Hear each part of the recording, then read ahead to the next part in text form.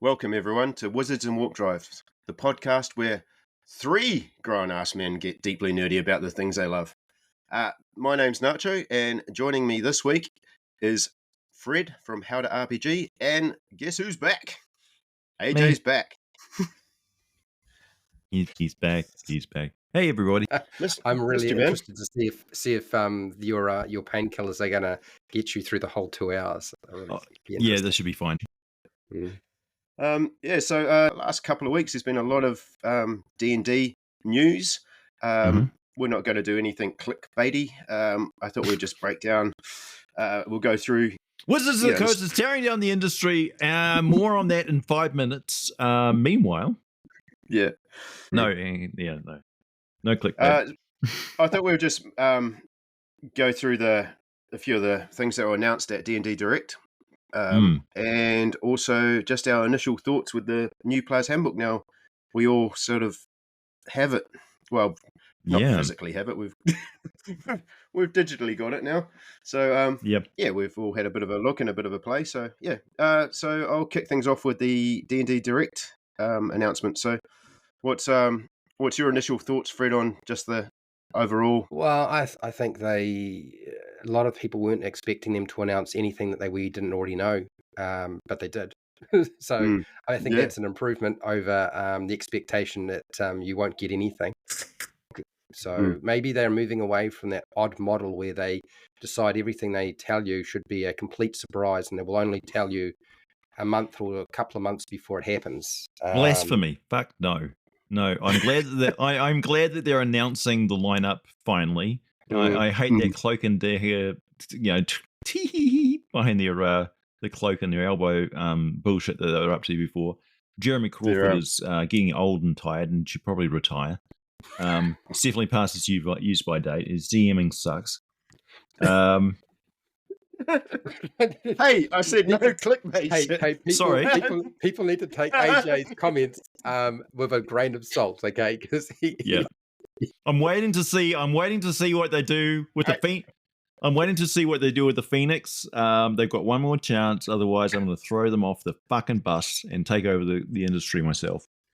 I'm poised to do so. Comments do not represent everyone here at Wizards and Warp Drives. I just want to say. AJ, you need to relax, man, because you'll write the law, I'll do the stat block, and I'll do the artwork, and Wally can play it out. I'll just stick to creating stuff and keep my cheap seat comments to myself. Hey, if it's broken, it gives you guys something to fix, right? True. Yeah, I should thank them. If D&D was perfect, where would I be? Fuck. No. It needs mechanics behind the scenes, like fixing this fucking thing while it's still trundling down the hill. It's never stopped for a system maintenance. We've never stopped the bus and got off and gone, God, these wheels are square. What are we doing? How did we get on this thing? I don't know. Right. We got sucked in through Choose Your Own Adventure books and candy. This is what happens when AJ doesn't talk to me for like a month. Let it out, mate. Anyway, I thought we would just go through. There's 4 books I want to go through, and then we'll pick up if anyone else wants to talk about anything that was announced. First off, the Dragon Anthology, a collection of 10 short dragon-themed adventures designed to work as one-shots or in sequence. These adventures will introduce the new D&D 2024 rules and focus on encounters with dragons in dungeons, appealing to both new and veteran players. This is their little press release. So, thoughts? There's been a lot of artistic redesign of the dragons. We had Fizban's Book of Dragons in October 2021, so it's only been 4 years since then. So we've already had a redesign of the dragons since then. I did notice in the Player's Handbook, just in passing, that no halfling feet are depicted. If you look through the entire book, they don't show halfling feet once. Yeah, I've got stuff to say about the halflings later. It's suspicious. I'm like, no feet? No feet. That's one way to avoid the issue.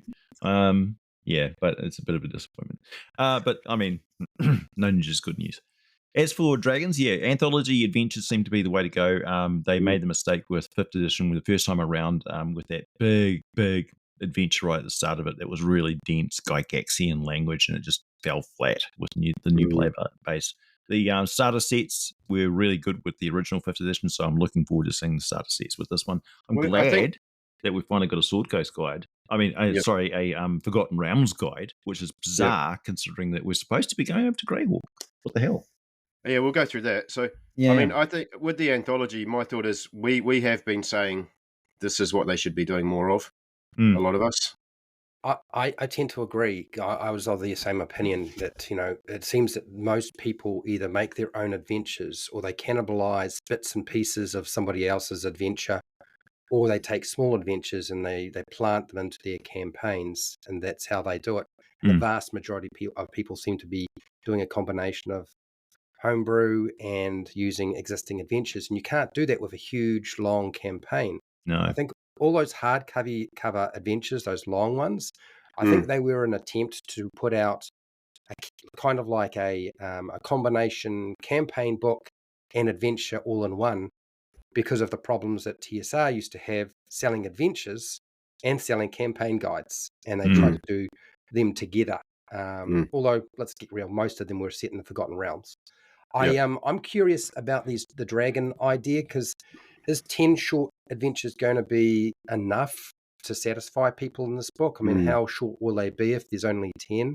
If they're clever, they will structure it so that they can be scrubbed and framework can be used for all sorts of different kinds of, like if they had a heist adventure, diplomatic type one, a chase, a puzzle solving one, a death trap dungeon, two parties that they get in between of mass combat, all sorts of different stuff to get basically like a training array, an arena, so that DMs can stretch their muscles. That'd be good. But I doubt it. A heist one would be cool, yeah. And yeah, like you say, like not all combats, because they haven't said what levels this is aimed for as well. But they should assume that the people who are picking up this book have never seen an anthology of adventures before, so it's like a training manual.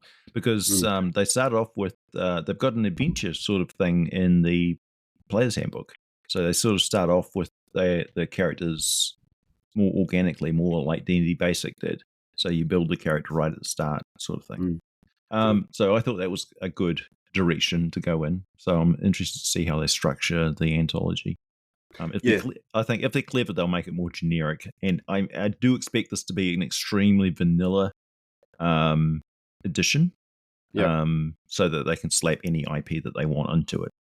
Essentially, they want to make this the vehicle that they can carry the entire franchise forward. Not just Dungeons and Dragons, not just the world setting, but also other IP like G.I. Joe and Transformers and whatever. I guess they're going to showcase both sides of the dragons as well. Good and good and evil. So I think a heist one would be interesting. Perfect opportunity to have some big world event like the Dragon Rage Mythal is over, and I've been harping on about this for years, that the entirety of Faerun is set for another war between giants and dragons, for instance. So they could really go hog wild with it. But I don't think they're going to do anything. I don't think they're going to rock the boat this time, but I could be wrong. I'm still recovering from Storm King's Thunder, whatever the fuck it was called. No thanks. No, yeah.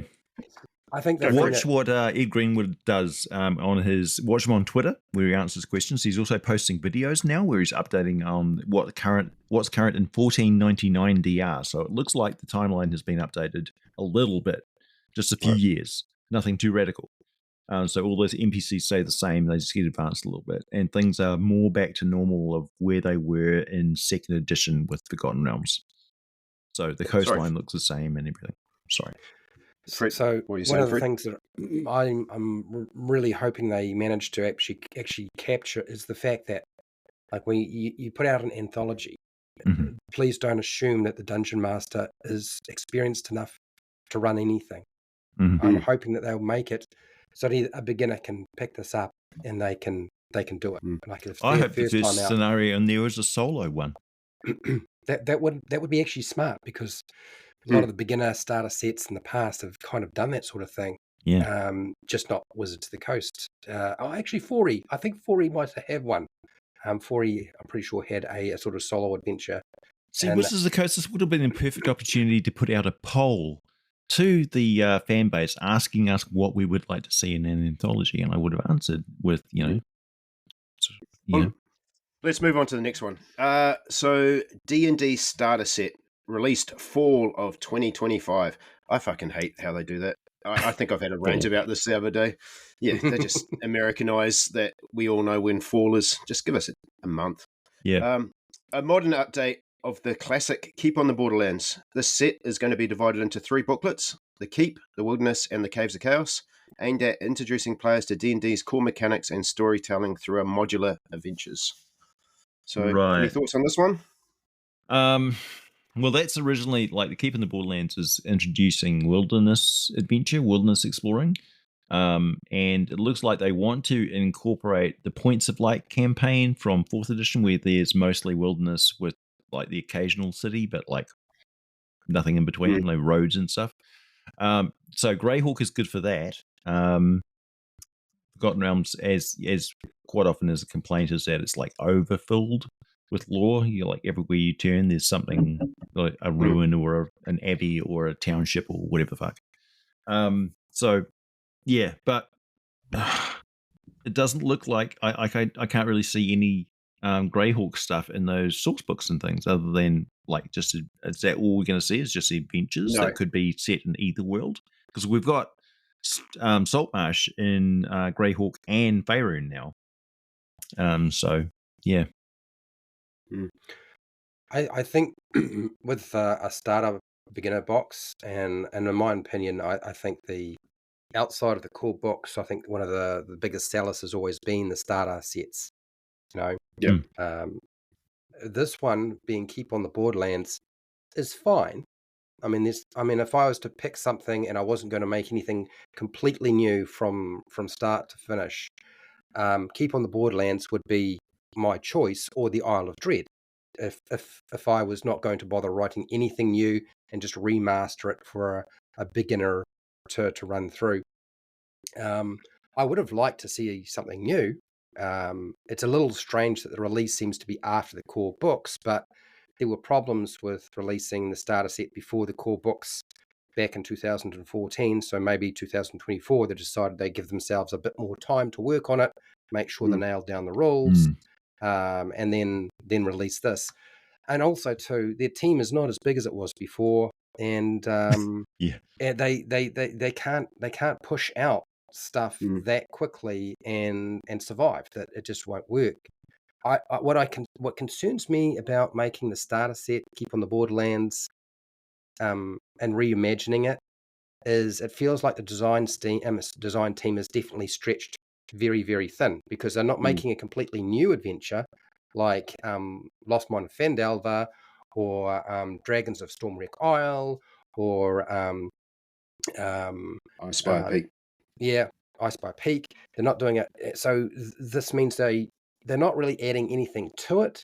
I feel like they're probably going to have to take something away from it because of the blowback they tend to get on social media. So I feel like they'll probably sanitize all of the baby and children, goblins, kobolds, and so forth in the Caves of Chaos, because they don't want players having to make the choice about whether they kill them or not. I think that's probably very likely. I've run that adventure before, and I've played in that adventure as well. Nothing wrong with the adventure, but this design team's really new. When you look at them, they're quite vanilla, young. isn't it? They are very, very young and new to this whole. They did a lot of freelancing, and then they've been hired by Wizards of the Coast, but they don't actually have that many years experience doing this. They're only just cutting their teeth, and maybe this is just to give them time to get up to speed. Yeah. I think it's obviously going to be to do with the nostalgia and the anniversary, the 50 years. They're doing that as a celebration of the game. I'm interested by the fact that it's been divided into 3 books: the Keep, the Wilderness, and the Caves of Chaos. So obviously, traditionally, we got like a rule book and then the adventure as 2 separate books. So this one's gone different. So, the rules are, I'm guessing, are in amongst those 3 books. So one, I assume, is a Bastion type book. One is obviously the Wilderness one, and then one is a dungeon. That's what I'm thinking. It must be like. Yeah. I don't know why they would need to do that, because if you've ever run Yeah. or looked at Keeping the Borderlands, it's a tiny adventure. It's really not that complicated and not that big. You could put it into one booklet, easy peasy. Yeah.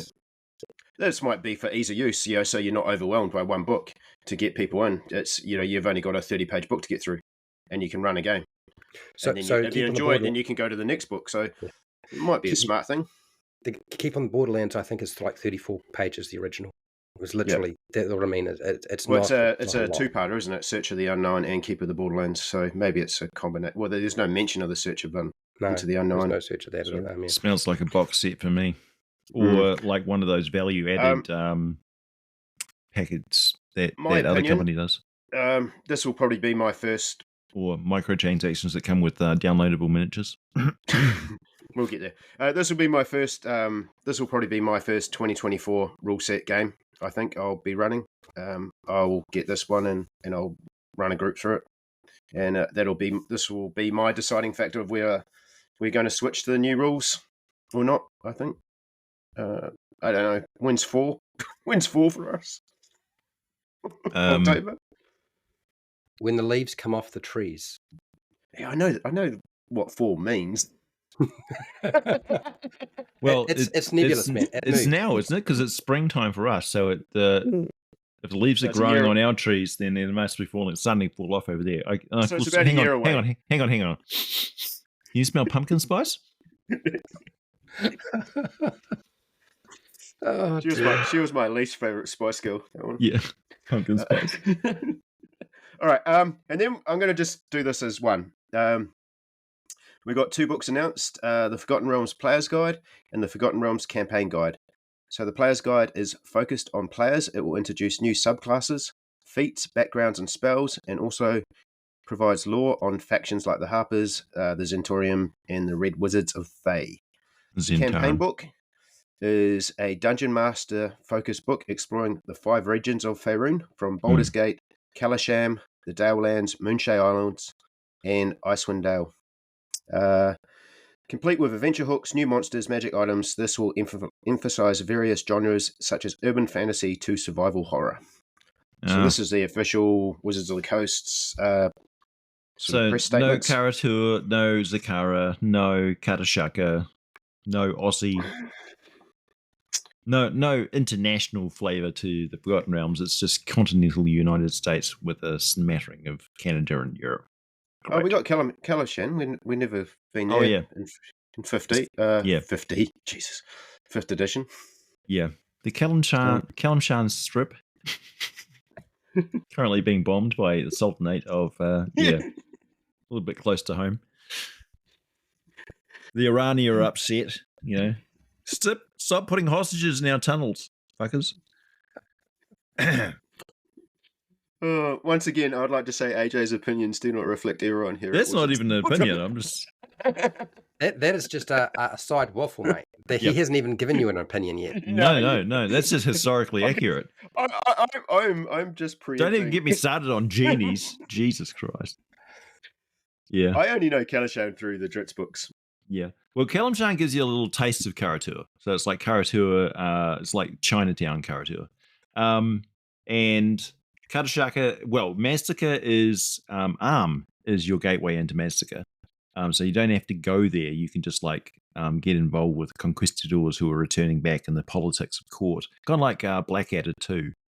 And there's Katashaka, which is one of the trade cities in the Forgotten Realms. That's also the gateway to the ancient Dark Elven ruins around the Lake of Steam.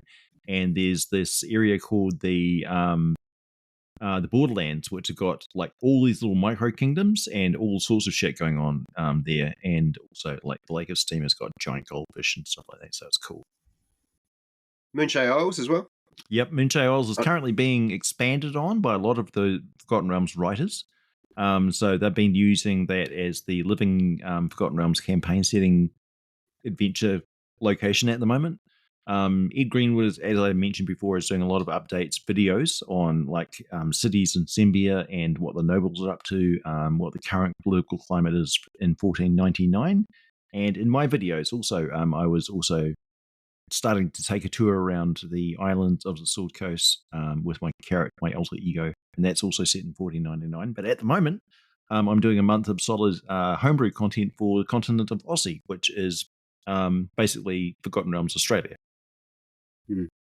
Which is full of Australia is weird enough. I barely even have to homebrew anything. It's got enough strange monsters. They just hand themselves to you on a plate. Like, one mention was like the first idea that popped into my head was trapdoor beaver. How terrifying would it be to have like a beaver pop out of the dam and it's concealed in there and it's giant and it's like hungry for meat? And then I thought, hang on, platypus? No, wait a minute. An aquatic Tasmanian devil of giant size. I'm like, yeah, that's it. That nailed it. And it's not that far off from an actual marsupial fossil. And then, of course, there's the Gimpy plant, which is the last video that I uploaded, which is terrifying because it's real. It's an actual real plant. I didn't even exaggerate it for fantasy. It's actually scarier in real life. Let's get real. There's a lot of things in Australia, particularly prehistoric Australia, that is utterly terrifying and completely real. So there's no shortage. There's a good reason why the Aborigines, when they showed up like 80,000 years ago, they just walked into the forest, got ambushed by a marsupial lion that can bite your head in half like a melon, and they just set fire to the forest and went, fuck that. Time for a renewal. Boom. Up it goes. Oh, I'm like, yep, I'm fully with you guys. I would have done the same thing. Right. So, absolutely. So Nacho, would you like an opinion on these books? Okay. All right. Sure. I'll give you an opinion. Get us back on track, Free. Look, unlike yourselves, I'm kind of sick and tired of the Forgotten Realms. Returning to it. Did we ever leave it? They never left it. We're back to it. But then again, I do homebrew worlds. I don't really use somebody else's world. Right now, we're using the Pathfinder Galarion, or whatever the heck it's called, because Simon likes to operate in that one, which just basically seems like it's an overlay of Earth already. Like, it's basically the same thing. Splitting the Forgotten Realm books into 2 books, I think will keep a lot of people happy who buy those books. I think that a lot of players who were buying books and were getting Dungeon Master adjacent, Dungeon Master material, were kind of pissed off a little bit because they'd spent the money. And it wasn't a small amount of money, and all the stuff in the book they wanted it to be for them. And then the Dungeon Master can kind of tolerate having player adjacent stuff and stuff for them to a certain degree. So I think this will probably keep a lot of the players who are buying books, if there are that many at all, which there probably isn't necessarily compared to Dungeon Masters, they'll be a bit happier. I think that's probably smart. It's not been a model that's worked well for them in 4E or 3.5. because splat books never sold quite as well as the books that were more. They did a lot of this in 4th edition, didn't they? And 3.5. They did. They would have splat books, and this is basically a splat book. I suspect that there'll be a lot of very untested character options that break the game that will make Dungeon Masters cry blood out of their eyeballs, possibly. Yep. And I was really hoping that we would see, a world setting from the Magic the Gathering worlds, because they have plenty of them. It would have been nice to see something like that. Well, they have been releasing a few world settings as like optional sort of third-party booklets, gazetters and stuff, but nothing really substantial. We haven't seen any major adventures, and it's never really been expanded into the multiverse of D&D officially. It is interesting seeing the way they've got the planes layout and stuff like that. The cosmology of D&D, the way that it's presented in 2025 is different. So they've gone back to the more 2nd edition, where you've got the para-elemental planes as well as the elemental planes. So it's a mass. It's represented as a big ring around the prime material plane, with the Feywild on top of the Shadowfell down below. And you've got the prime material plane in the middle. It's separated by the ethereal plane. And then past the astral plane, you've got all of the domains of the alignments, all the different god planes and hells and the abyss and Macas and all that sort of stuff. So that's similar, very, very samey. So it's not a departure from 4th edition. It's not a departure from 2nd edition. It's more the same. And I mean, I think they'll bring back... Sorry. No, you go, mate. Sorry. I think we also need to realize that they have already done the Sword Coast. Like the Realms book had player options. It had the Sword Coast information, and that was a sort of like a taste for a lot of people. And it was a small book. It's one of the books I never bothered to buy because I just didn't feel like I was getting enough out of it. Yeah, and even the players at the time, I remember, like they would tossing up whether they wanted it. So if they make the material in the player's book and the Dungeon Master book significant, and not just we have just over 100 pages worth of material, and it's a hard back book, and they actually give you some decent stuff, then maybe people will be more invested in this. But I'm looking for the day that they give us the how to homebrew and make your own worlds, a book that's just dedicated to doing that. Do you know? Because that's hopefully what the new DMG will. That's what you can't do it at DMG, because DMG's got to do so many things. That's one of the problems with making your own worlds, is it's a complicated process. Yeah, well, we've seen the Sword Coast Adventurers Guide for 5th edition. This, if it is a more Forgotten Realms wide guide, then I know it is. Yeah, look, we've had the D&D movie, so we've got the Nation of Thay. There's plenty of character classes that are unique to that area, like the Fighting Monks of the Yellow Rose, for instance, if you want to play more of like Kung Fu adventure. There's sorcerers, demonologists and stuff like that. There's the Odonti orcs who are pacifists. There's also up in the Horde lands and around the far northeast of Faerun, the orcs are more integrated into society because they helped protect the human settlements and elven settlements against the Horde lands invasion. Yeah, that wasn't that long ago. So the orcs are a playable race now as well. So yeah. Full-blooded orcs. Thayan orcs are different from the Spine of the World orcs. The Spine of the World orcs are the pig-nosed tusk orcs that you're used to from old school D&D, and the Thayan orcs are far more humanoid-looking orcs. There's 6 different orc homeworlds. I've got that from the horse's mouth from Eric Boyd, and he even gave me the names of them, but I'm under secrecy because they might publish stuff about that. They've established like the orc gates were active thousands and thousands of years ago, so the orcs have always been on Faerun, and humans have also sort of evolved very quickly there because of like Aboleth messing around with them and stuff. So yeah, it's interesting. In Faerun, what most people don't know is that the elves are relative newcomers, and also the dwarves have only been around for like 11,000 years. So they kind of popped out of the depths of the earth. Nobody knows where they came from. I guess Moradin knows. I think the patch kid. Yeah, I think they just sprang from the earth. I think the player's guide, or whatever they're calling it, will bring back old favourites that they missed out. So Green Flame Blade, stuff like that. All the stuff that was kind of not put into the new player's handbook that people are complaining about. That's just probably an opportunity for them to include that. It doesn't say anything about opportunity to include playing bad guys like Zentarum agents and Lord's Alliance and factions. Hopefully, there's stuff about gods as well, because there's nothing about gods in the player's handbook. Hey, don't take away from my YouTube video that details all the faiths and clerics of the Forgotten Realms. Yeah, it's very good.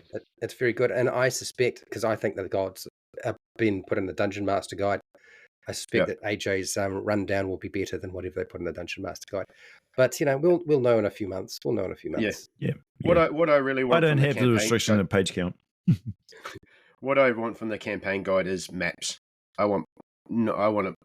In the old campaign guides, they came in boxes in 2nd edition, and you got so many cool maps. I like the Forgotten Realms. I make no secret of that, and I like it because it has got so much lore, and it is diverse, and you can run urban fantasy, you can run survival horror, I like it because you can just find so many videos and information on it. Yeah.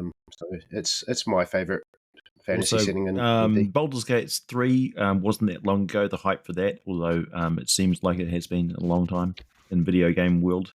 But so that also has impacted the player base, and then of course will impact what they expect to see in the source books. So they want to see more details about these the adventure locations that were featured in the game, basically. Yeah, I'm really interested to see what they do with the monsters and monster manual. Will we see them rehashing the same 150 odd monsters from the first monster manual, or are we going to see a new batch? Because really, they haven't really released a lot of, like, Cobalt Press and stuff has been picking up a lot of the slack over time. But from actual Wizards of the Coast, we haven't seen any more players' handbooks. No. I mean, sorry, monster manuals. So out of these 4 releases, I'm probably going to buy all 4, to be honest. I'll end up getting all 4, I think. I'm going to bargain, but I'm going to wait. I'm going to watch the PDFs and see how they roll, and then once they've stabilized, I'm going to buy a physical copy, but not before.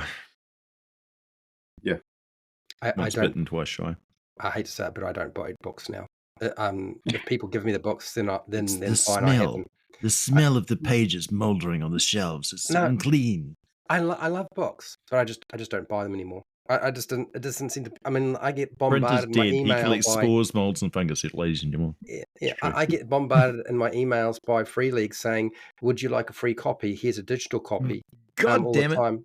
Well, there's we've lost Boel, who was the former press agent from Free League. I wish you well in her new endeavours. So we've got a new rep over there. But Free League is very, very, very generous to us creators, and I won't hear a bad word said about them. Because so, any other thoughts about anything announced? Great. Yeah. D&D Direct. Yeah. Do you want to go first, AJ? Microtransactions. Let's just say it. Yeah. I think my personal take on it is that they're presenting a new way of playing the game that we expect to see.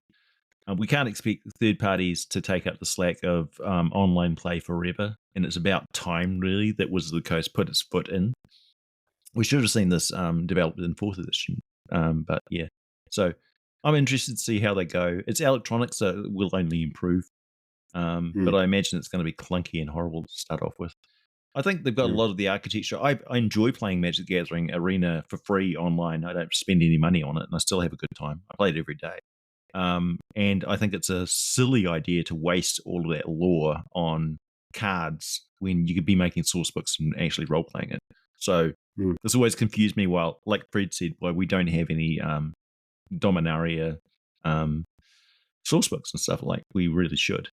Much more prominently than just hidden away in D&D Beyond in the back streets, sort of thing. Well, I mean, there's their desert world, or their Egyptian-like desert world. Is it Akort? I can't remember the name of it, but yeah, there's one that's kind of like Egyptian deserty.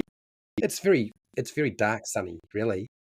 And yeah, they've got all sorts, like mirrored that, like the whole Phyrexia saga, transformed. Like it's kind of like Dominaria got torn to pieces, and then the individual bits turned into world settings, and then they sort of got reintegrated again, and the armies all clashed against each other. And then, of course, over top of this, you've got these player characters, essentially, who are the planeswalkers, who have got the spark that allows them to fall between dimensions, sort of thing.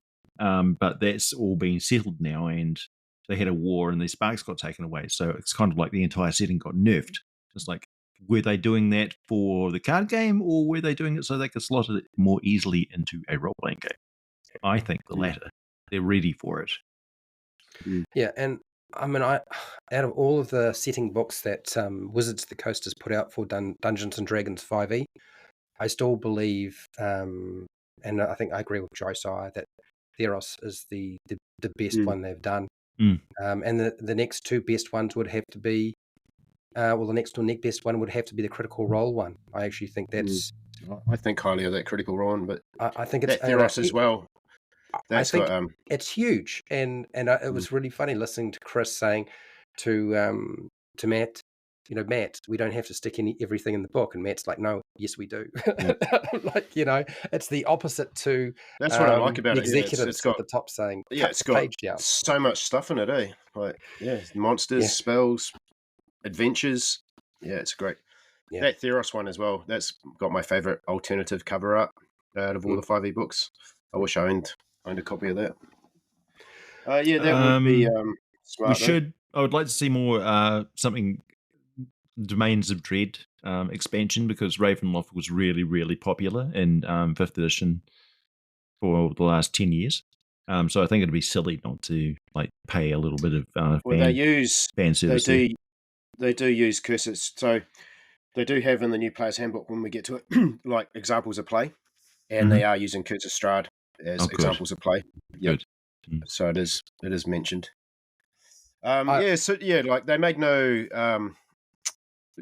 They sort of hinted at the microtransactions, which we all know is going to be a reality by sort of saying if you pre-order the player's handbook off D&D Beyond, you'll get this cool golden dragon miniature for free, which implies that you'll obviously have to pay for miniatures. It's not free; it costs a part of your soul. I'm not interested in playing with Sigil, but I am interested in like building. It looks like it might be a fun thing just to build dungeons with, build maps with. I could see myself just losing hours making things, but I don't know about wanting to play. And it depends how it's going to run, what you need to run it. That's going to be the success of it. It's going to live or die whether people can put it on their. If you can play it on your phone, which if they were really smart, and don't at me in the comments, although you should, because it's worthy of debate. I think they should set up the architecture for AI, essentially, to be the new AI. So in a few years' time, the AI will be capable of running the game for you and also mapping the terrain for you as it unfolds. It'll be generating all of it for you at the same time. Realistically, you won't even need. You probably have a person who's directing the DM, so like a co-DM, and then people who are basically playing characters. It should be fine. It'll be another way of playing. But I agree that AI or artificial intelligence dungeon masters are coming. If you look at the technology that's available now, they could exist right now. Right now, I could be an AI. You can't make them available for free to the general public because they're so advanced and complicated and so expensive. That's the biggest problem. There's the cost factor. But if you look at all of the technology that's out there, it can respond to a human being and have a conversation and build a story for you. It's just you'd have to have literally something far more advanced, and your computer is probably not going to be able to handle the processing required for that. And your internet's probably not going to be strong enough either. Well, there's a reason why microchip companies are some of the most profit-earning companies in the world right now, because of the expansion of AI and the huge amounts of investment into AI that big multinationals and tech billionaires like Musk and those guys are doing. So they're putting trillions of dollars. The trouble with an AI DM would be a lot of my games, the players would violate ethical policies. Oh yeah, would get that warning immediately and with intent. Yes, it's true. Yeah. So players are filthy animals. It's true. Yeah, but I mean, I know. There's AI that can deal with that. There really is. Yeah. Amika is a good example of it. But in terms of Sigil, I think obviously they have to do it because everybody else is. And Wizards of the Coast has been terrible at trying to program and make their own software of any kind whatsoever. Very rarely have they been successful. It looks like they might, to some certain degree, looks like they might get this down, because in 4E, they had the virtual tabletop they were planning to do, and they were trying desperately to get into that market. Sigil seems to be geared towards the Baldur's Gate 3 fan base, but also the people who like playing online or have no other choice but to do so. I'm really not surprised. I think what they have not taken into consideration is, many years ago, I learned the hard lesson when I was trying to get people involved in D&D in the stores, is that people who play video games or like D&D and play video games that are D&D related are not fans of analog tabletop role-playing games or analog D&D. And one of the reasons is it's slow. As far as they're concerned, it's way, way too slow. And Sigil's virtual tabletop will suffer the same problem. It just won't be fast enough to deal with computer game brains. Now, Baldur's Gate 3 was a turn-based adventure, so that's slower than real time.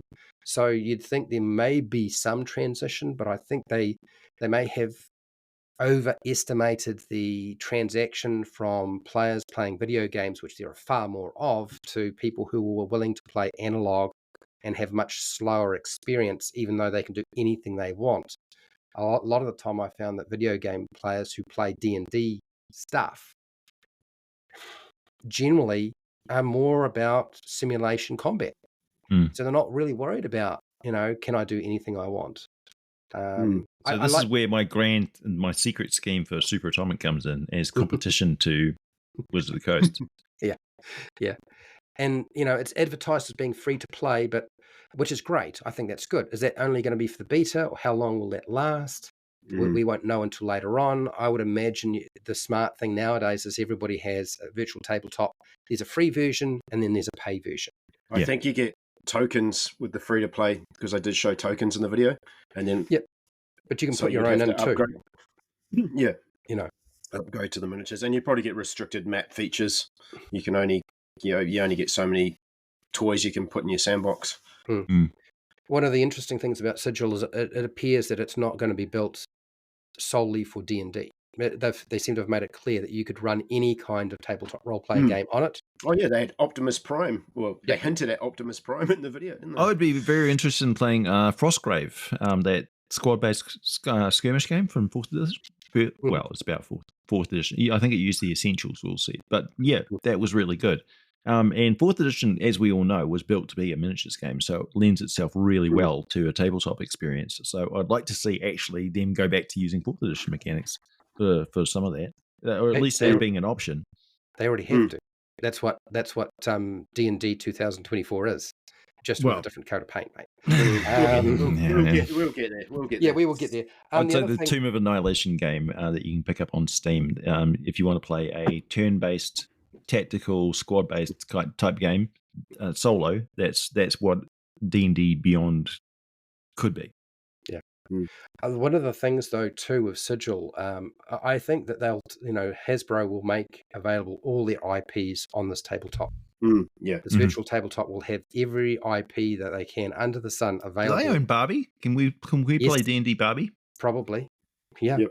What about Smurfs? Can I be a D&D Smurf? You're going to a tavern and you'll be dealing with a Monopoly man. Yeah, you could well be. Yeah. I want to play a Snork Barbarian in the SpongeBob universe. Yeah. I think that's where they're heading. But also, too, if you look at how virtual tabletops work, whether they're 2-dimensional or 3-dimensional, they always build them so that you can play multiple genre games. Right. Yeah. And so there's a thing my kids play similar to this called Roblox and Minecraft, and I think they are trying to get a little bit of that as well, because there is this kind of like sandboxy virtual world. Like Roblox is pretty much what that is, a thing that kids create, and they can use they set up their own sort of skirmishes or types of games and stuff, and my kids are fucking addicted to it. So Minecraft is basically custom made for slotting D&D in there, and I hear they're doing Lego as well, Fred. Yeah, I want to talk about the Lego stuff, but I mean Minecraft is a good example, because they apparently have released the D&D expansion for Minecraft, so it's out there. But the interesting thing about Sigil is it's supposed to be able to. They said it's going to work on a desktop computer first, probably a laptop or a desktop computer. We don't know how powerful the engine has, the machine has to be. We don't know what sort of internet connection is going to be required. But they're talking about going to a mobile phone, and it's Unreal Engine. It's the highest end engine you can get, frankly, for video games and so forth out there. And I was talking to a developer who is called RPG Stories, and they already have a 3-dimensional virtual tabletop. And they were he was explaining to me that, Unreal Engine, unless you have a very high-end computer with really stable and really strong internet, it's hard to transfer the information from players and Dungeon Master fast enough without having a lot of problems and drop-offs.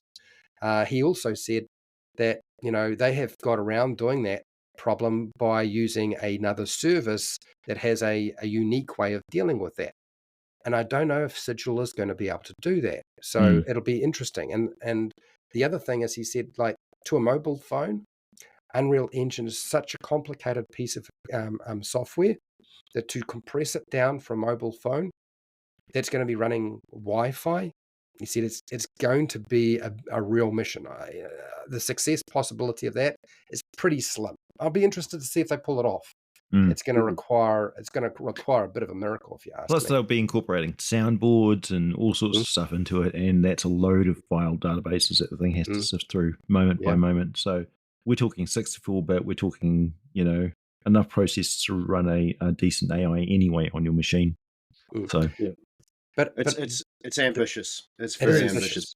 But at least I feel like at this point, it looks to me like they will be able to finally release a virtual tabletop, whether it's 3-dimensional or 2-dimensional, and it will work on a computer.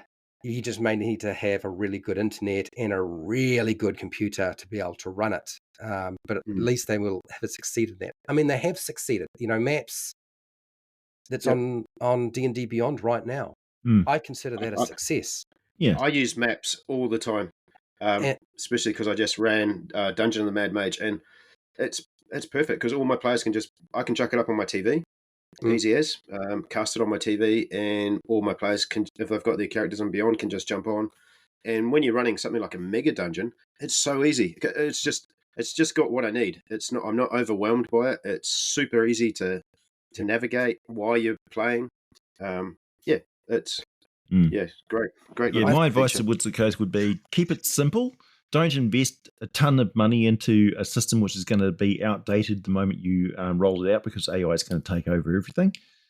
So you might as well just make a really good whiteboard that we can use for whatever games we're going to play.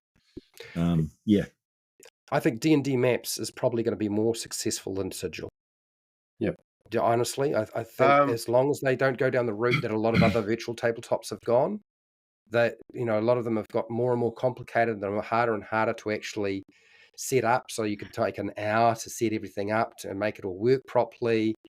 And that's the failing of a virtual tabletop when it starts taking away from your versus beta, man. Beta was better, but it was more complicated. So VHS won because they took over the porn industry. But you get my point. Yeah. Well, it's the HD DVD Blu-ray thing as well. One of the interesting things about D&D Maps is it was available before Wizards of the Coast. It was done. It was ready to rock out before Wizards of the Coast bought D&D Beyond. Yeah. They forced the D&D Beyond team to sit on it while they were going through the process of forcing them to sell the company. So that's why it's rolled out, and it hasn't really been that buggy. No, it's great. It's a great little thing. Letters. Moving on. No, we're not got out to letters yet.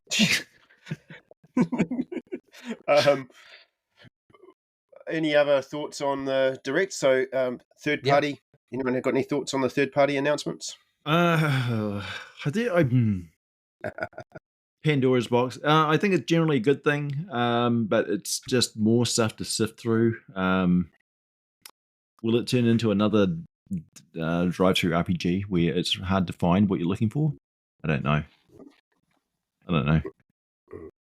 So it's good news for publishers anyway. It's good news for indie publishers. Yeah. I think it's good news. Anybody who gets published on there is automatically going to be seen as a shill. Sorry. Just the way it is. Sorry, guys. I would say I support the idea that they're allowing third-party publishers on D&D Beyond. I think, like AJ said, it's a good thing. What worries me is what arrangements in the background that we're unaware of are taking place, and how will this affect the much smaller publishers, like third-party publishers that are really well known, that are quite big. It seems to be quite clear that they're getting some, they're getting an avenue to use D&D Beyond as a sales point.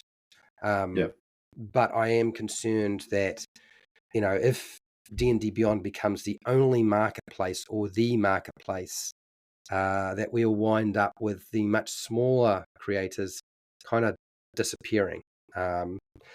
It's speculation. It may never happen. It may just mean that there's, rather than just D&D Beyond and The Dungeon Master Guild, which I suspect if they start using D&D Beyond, will probably get shut down, and Drive Through RPG or Amazon, that or set websites for publishers where you can buy their stuff directly from them. Maybe that will sort of diminish, but only time will tell because we don't know what they're I could see signing. them shutting down the DM's Guild, but not Drive Through RPG. Generally speaking, the DM's Guild would just shift over to being third-party content, which is published on D&D Beyond, which would be fine. It would clear up any misconceptions about how canon the material is. Yeah, I think it feels to me like a bit of damage control from the OGL fallout. And like you say, it does kind of like I don't really watch some of these guys anyway, but I'd be like hesitant now to get a review from the Dungeon Dudes about the latest D&D products because their hands are in the pocket now, or something. You know what I mean? See what I mean? Shill. Yeah. Sus. You become sus. You smell sus. Yeah. So all of a sudden, you've acquired the sus condition. Huh? Yeah. Yeah. It's reasonable for people to think that way, Yeah. If you're working for the company, essentially, you've got an arrangement with them. But God knows what you've had to sign to say, And a lot of companies, even my own company, states that I can never say anything bad about them, even in my own time, not just at work, but even in my own time. Heck, some companies even insist you have to do so even when you leave them. So I am, non-complete courses are bullshit. I am worried about D&D becoming the next 2000 AD, where it just becomes a place where a writer can cut their chops and put out any old shit to get name recognition, and then they move on from there with their writing credit to do whatever else, and never go back to whatever material they originally produced. So it's like a bunch of one-hit wonders. I could definitely see that, and quality control going downhill because who's maintaining third-party content? Like these guys funded and made these books themselves, so what editorial control was the coast actually have? So there's no consistency guaranteed in there. Well, also, that worries me. Like as a DM, and if your players are using Beyond to make their characters, they can access these third-party content and start making like subclasses and feats that what do you allow? Destroy. Yeah. It becomes a little bit harder to police as a DM,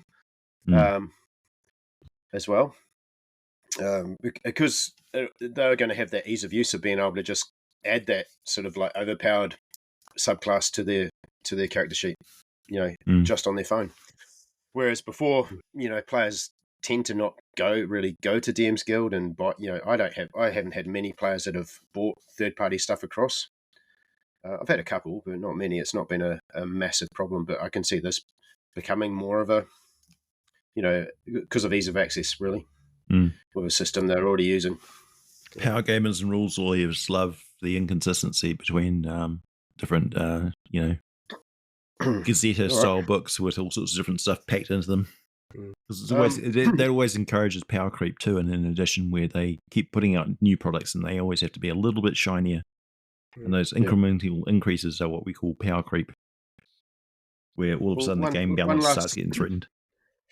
One last thing before we move on to the Player's Handbook is you wanted to talk about the Lego announcement? Yeah, actually, there were a couple of little things that they had mentioned that I thought was worth mentioning, and that is the core books, the 2024, 2025 books, the translations into different languages.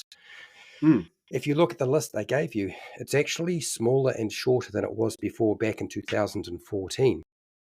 And which is a shame, because I think the more languages you can put the book into, the core books into, the more people around the world outside of the likes of America, Australia, and New Zealand, who are the key players in terms of that market, will actually, which is strange, isn't it?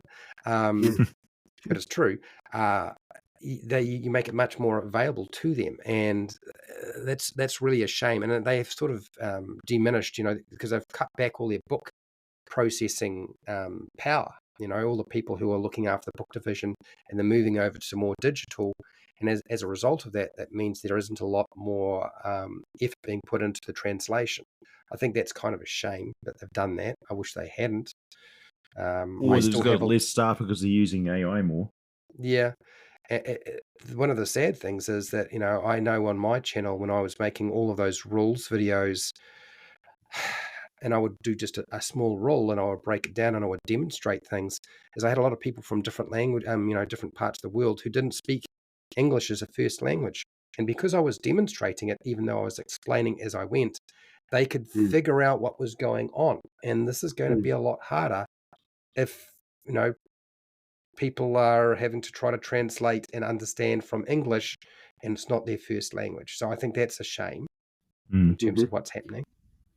The reality, though, is if you do, sorry to harp on about AI and stuff, but if you do have access to ChatGPT and you want to translate something into your language, it can do it in seconds.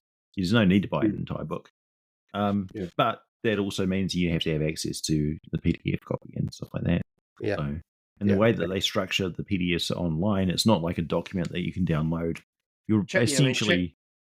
ChatGPT, oh, Jesus Christ. ChatGPT is really good at the table. So I had a player sort of argue a rule with me the other day, and I used ChatGPT just to put in his point and asked if it was correct, and it just gave me the answer straight away, and I was, there you go.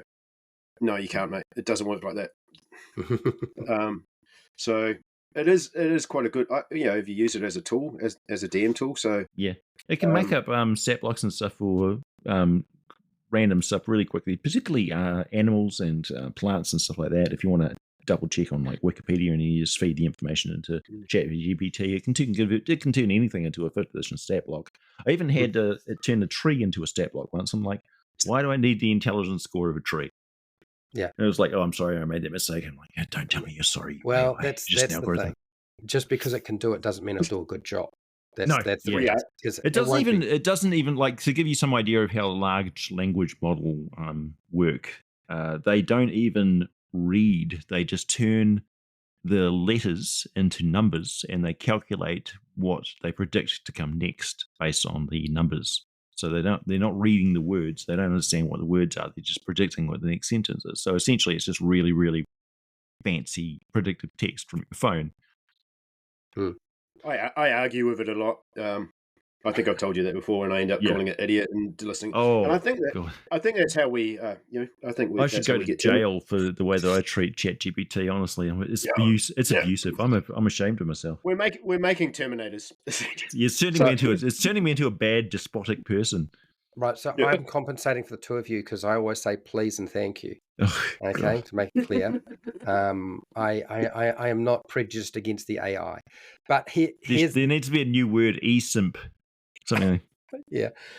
The other thing is I started doing a lot of stuff around D&D in stores. And, the D&D encounters back in D&D 4E when they were, running 4E through the stores. And I was, as a dungeon master, doing that. And there were very few of us. Later on, when 5E came out, we had a battle to get people, but we finally got them. I'm glad to see, even though they're sort of saying, oh, we're doing this, they took it away.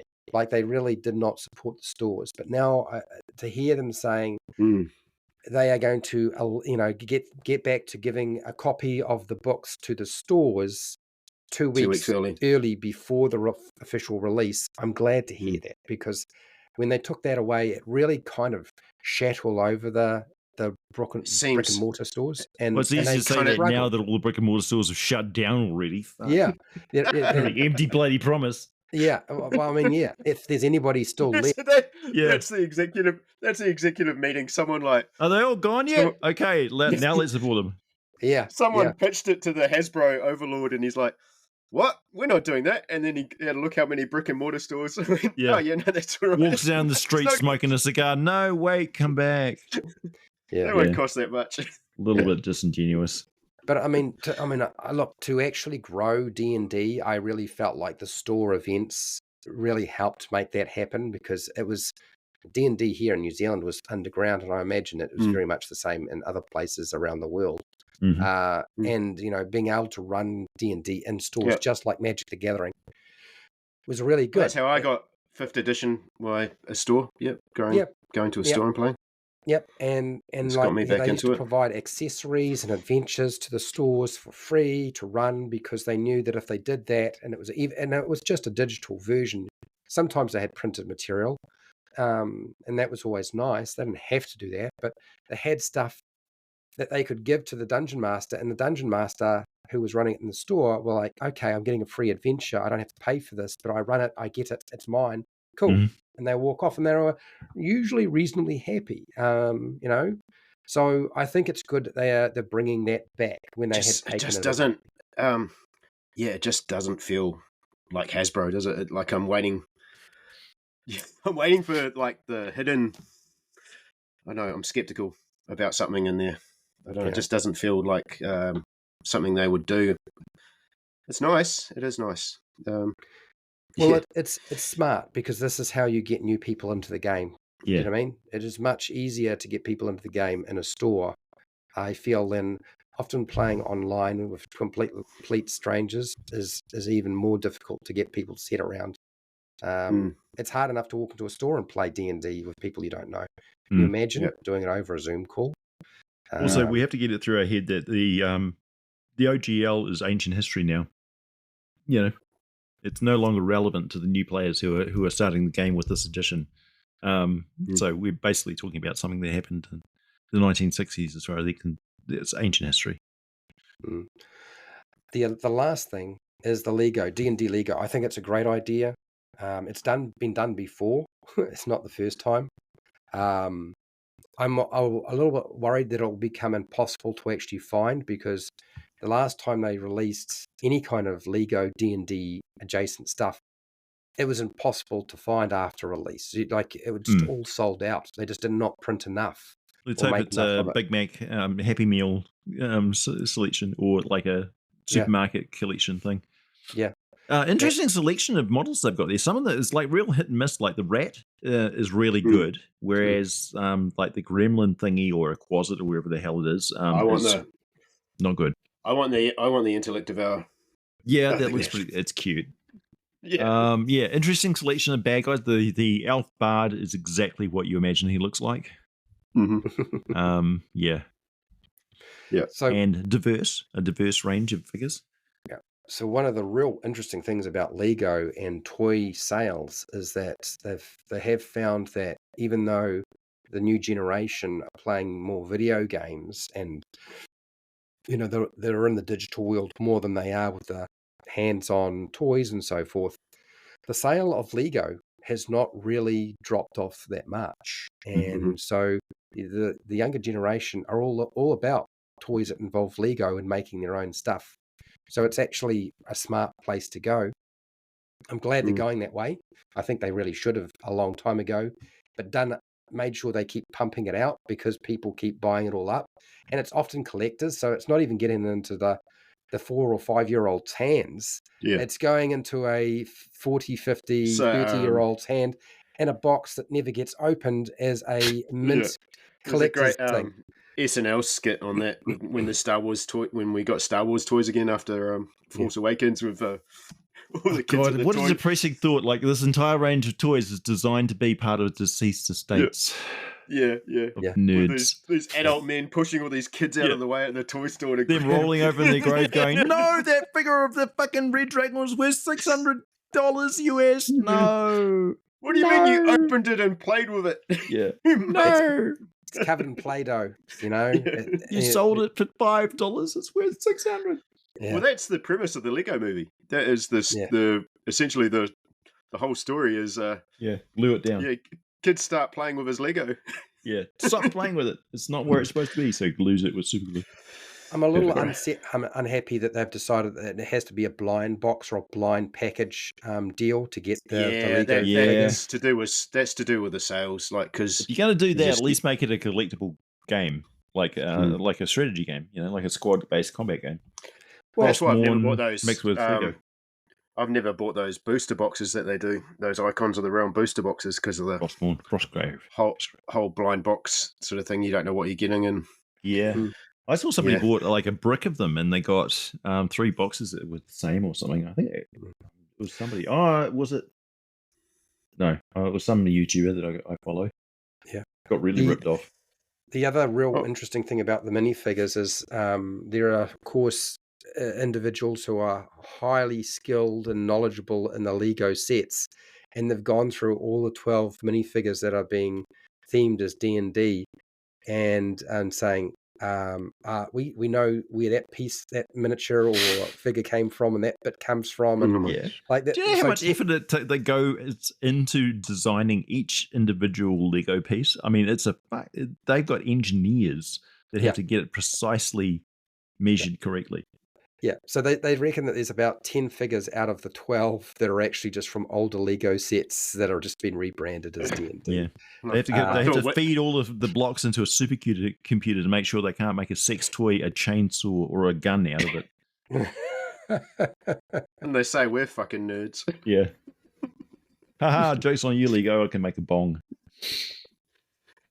All right, shall we get into the player's handbook? Sure. Well, sort of. Let us. And any thoughts? Do we have letters this week? I'll chuck something up on the phone. I'll have a look later. Right. But just my initial thoughts with the player's handbook. We've only had it. When did we get it? Wednesday. Wednesday it came out for us. Yeah. And it's Sunday. The stock art looks very corporate stock art. It's kind of strange. Once you see it, you can't unsee it. They all look like corporate photos of groups of executives sitting around a lunchroom going and just like pointing at the blancmange or whatever the hell. It's very strange. No like slaying monsters. I hope that's going to be reserved for the monster book or the Dungeon Master's Guide, but the player's handbook is very touchy-feely kumbaya. My first thought is like everyone's going on about how good the layout is and the art, but I can't get that from just the digital version alone. I need to have the physical book to appreciate what they're on about there. I am not feeling it. Even the art, when you're just reading it on an iPad or a tablet, there has been some controversial art like the Mexican-looking dwarves. The Mexican-looking orcs, for instance. And I'd just like to point out that they are actually canon to the Forgotten Realms. They're called the Odonti. They were basically a bunch of orphan orcs that got raised in this faith of a pacifist goddess, and as a result, they've got minor magical powers, kind of like Drow do, but they are still full-blooded orcs. All my orcs have bandanas and flannel shirts. Yeah, they live up in the Badlands, Forgotten Realms. Can't miss them. Yeah. Well, I mean, I'm waiting for the orcs that come out that are a depiction or stereotype of the West Aucklander. Do you know what I mean? Or you're gonna eat that, bro? Yeah. Oh, ow. Yeah. Come down to my mom. Yeah. A traditional orcish greeting at the marae. Accept the gift of the warrior as he comes forward. Very intimidating. Yeah. Don't make any threatening moves. So what I've read so far in the player's handbook, So I used to work in finance, and there used to be this thing that was required by the Commerce Commission called plain English. Like financial contracts had to be written in plain English so anyone could understand them. And that's what I feel like this is. This is the plain English version of the 2014 Player's Handbook. Yeah, I do. It is very easy to read. I don't feel it's bogged down by anything. The rules glossary, I think that's really great. And an index. Yep. Good index. Yep. Does it have an index? Because I don't know why the multiverse is in the Player's Handbook. Yeah, I think that should be a Dungeon Master tool box that isn't in the Dungeon Master Guide, that is in a world guide. That's one thing that always pissed me off with the Forgotten Realms is they talk about the Drow and stuff like that. The average player character isn't supposed to know that the Drow exist in Forgotten Realms. Like, they live far underground. They never come up to the surface. Like, when would you ever hear about them? That's the big thing about Dritz, like why he's such a loner, because aren't there Drow that live above ground too, dude? There are now, but it just, the fact that just you never had a chance to have that mystery, and the text never really conveyed it properly. The other couple of things I'm concerned about is they haven't really addressed the hard limits on skill checks, it being at 30, for instance. Like DC 30 being the max for things. That causes a lot of problems in the later game, like after level 10.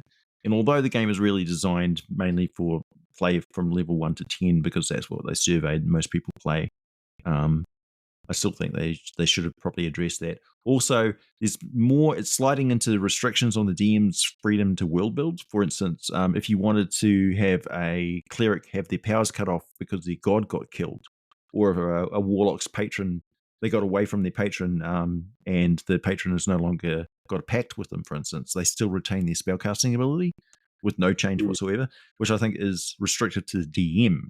It's too far in the favor of the player character being able to do whatever the fuck they want with no consequences.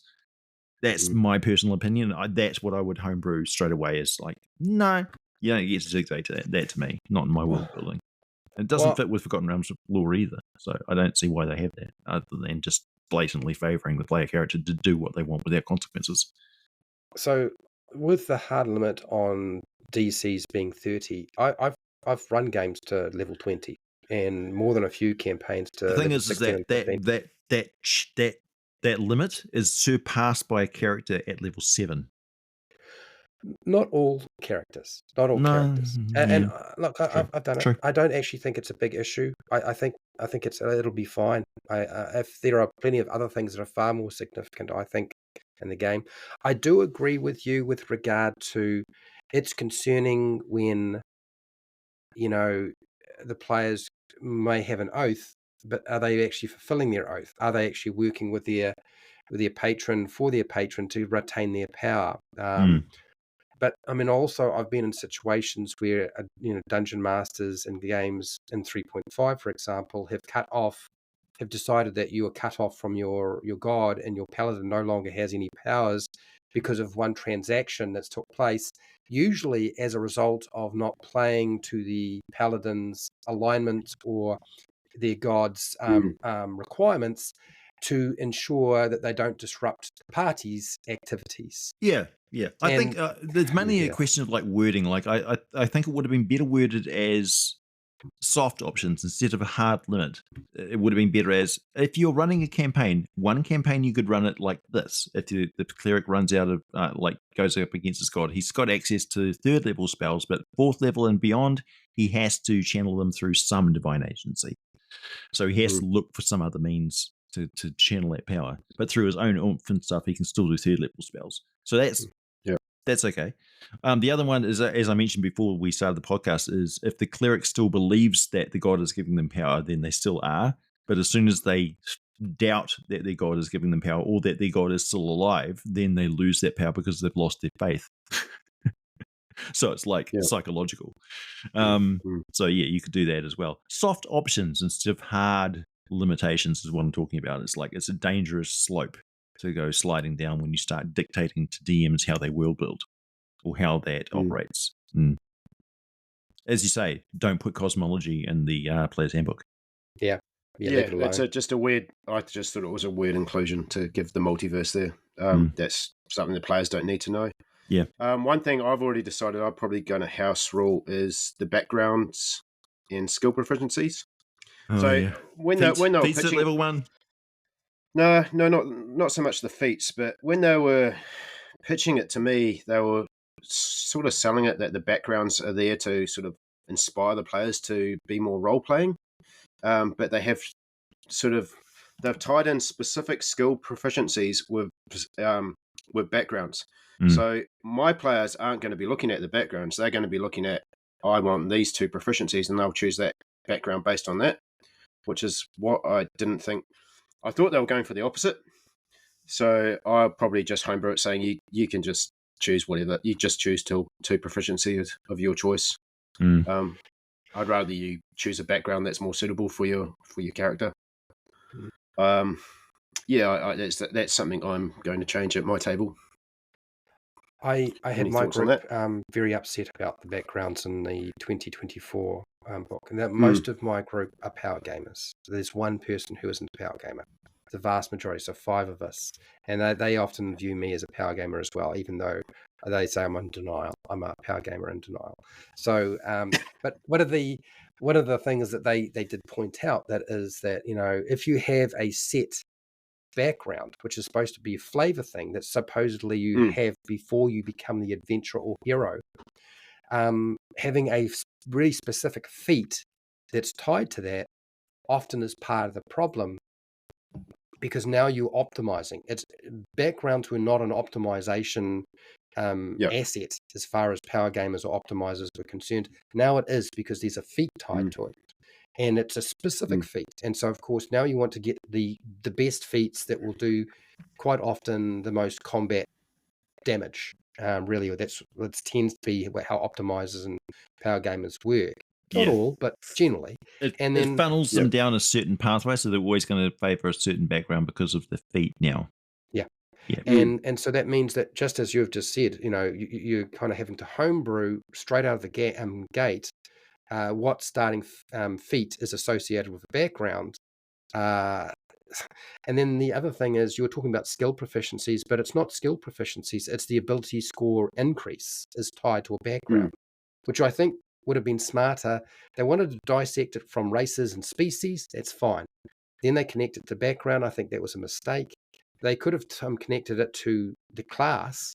I think it would have made more sense to connect your increases to your class, or remove it from all of that and just make it part of a variant rule, optional, that you do at character creation and be done with it. So it's not connected to any of that, which means you wouldn't have to worry about people optimizing quite so much for race, background, or class. Yeah. But I mean, the problem is that it's weird. They've gone from Tasha's where you could put one score in, or 2 points in one score, and another point into a second different score, or you could select 3 different ability scores and increase them by 1 point.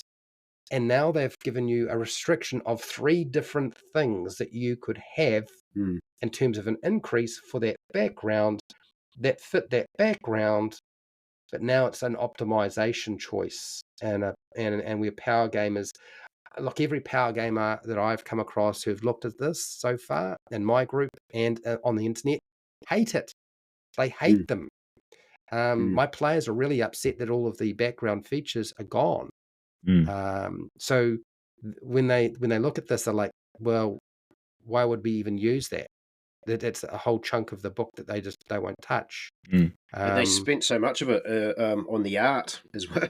Like, it's got these big, massive, sort of like border pictures of every background and that, I thought that was there. They were making a big deal about that. That's there to inspire you, and during your character creation, like, oh, I come from I've got the criminal background. Oh, okay, and that picture gives me some inspiration of, okay, I can be that. But like you say, it's all about optimization. Yeah. They were also really upset. I wasn't expecting this, but they were definitely upset that the personality traits, ideals, bonds, and flaws were taken out of the background. They apparently they've got some mention in it somewhere in character creation as a sort of, you can do this as other things. But I think I mean, most of my group didn't roll on the tables and charts. They just made sure they had a personality trait, ideal, blonde, and flaw that fitted with their background. Yeah. I'm okay with them taking it out of the. I thought that was an optional rule at best. Like it wasn't really necessary. The game plays perfectly fine without it. It's got no mechanics attached to it. What I am perplexed about is the language used for the Wayfarer. What happened to was it a vagabond or a urchin or something last time, and now they've turned it into a Wayfarer. I wanted to see how big the list of crossed off problematic words was before they got eventually to Wayfarer. I want to see the list of no, somebody might find that offensive. Can't be definitely not no hobo, no homeless person, no mendicant. Nobody will understand what that means. Bum, no. The littlest hobo. Street dweller, no. Another thing is Dragonlance and Dark Sun make a mention in the book numerous times, including there's a bit of art about Dragonlance. There's some classic characters in there. Dragonlance alone. But Dark Sun gets a few mentions, and one of them is in the Halfling section. AJ. So I've actually written it down. Oh god! If we go for Halfling communities come in all varieties, from every sequence shire tucked away in unspoiled parts of the world. There's a crime syndicate like the Boomer clan in Eberron. What? Or a or a tribal mob of the halflings like those in Dark Sun setting. So it's even mentioned. Are they saying that the halflings are all thieves? I'll read that again. Halfling communities come in all varieties. For every described, hang on, mate. For every sequence shire tucked away in unspoilt parts of the world, there is a crime syndicate like the Boomer Clan in Eberron setting, or a tutorial mob of halflings like those in the Dark Sun setting. So it's a 50-50 when you meet a halfling, whether they're going to be from a peaceful settlement or a thieves guild and they're going to knife you in the back. An untrustworthy, shifty people smell like cabbage, small hands. Hey man, I don't trust anyone. I can't see their very feet. Quiet. They don't creak on the floorboards when they move around at night, ruffling through your things. That sounds about right, though. I mean, that sounds like a Hobbit. That sounds like a New Zealander. I think they've made the right decision. It is true. I also have exceptionally good dark vision. So, yeah. So, yeah, we go. How many races do have dark vision? How many races don't have dark vision? Are there any new core races in the book? We have Goliath. That is my least favorite thing a player will say at the table is I have dark vision. Yeah, it's like the new. It's like the new veganism. Yeah. Yeah. How much is the saddle innkeeper? By the way, I have dark vision. Yeah. I'm curious. I'm curious. Did they? Since every other race, species. If every other species, since it's not race, it's species now. Yeah. Which I'm fine with the wording going to species. Makes more sense. Yeah. But it's a sexy have they decided to include the poor humans and give them dark vision as well, since everybody else does, or have they left them out? And I'd seen that they should just change it to humans, night blind. No, I think we should include. I think one of the benefits if you have dark vision is that you can't see in color, so you give the humans the ability to see in color during daylight. What is this red you speak of? Light. Yeah. Only humans can see that. Look at this. Yeah. What? It's brown. No, it's not. It's red. Yeah. All the rest of you see in monotone or grays or black and white. You poor bastards, you. The humans come from the kingdom of orange. Yeah, that language, that color you can't see. The mythical I just want to ask. Do you think we're going to get Dark Sun back? No, no. Or are they just doing this to keep it in trademark? Pretty much. Yeah. Trademark, man. It's not coming back. I love it. I love Dark Sun, but one of the things you have to understand as a dungeon master who likes Dark Sun is players generally hate Dark Sun because it's so unforgiving.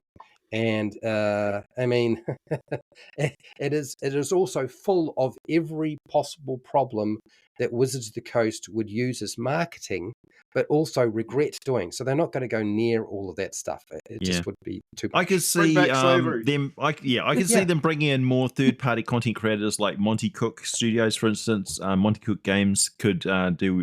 They already got Arcana of the Ancients for 5th edition. That slots perfectly into Numenera. Numenera would be easy to convert over to the 5th edition D&D, and is a really good vibe. So Numenera covers a lot of the sort of Dark Sun, Fritz Leiber field, but also being retro, really high sci-fi as well. Yeah. So it's a really interesting setting. Quite gonzo. I mean, it's interesting that they put it in the book. I mean, it hasn't got mentioned, but I don't think it got a mention at all in 5th edition so far. This is the first time that I can remember. I might be wrong. One of the things you've got to understand, and I kind of get it, is it was a nice idea.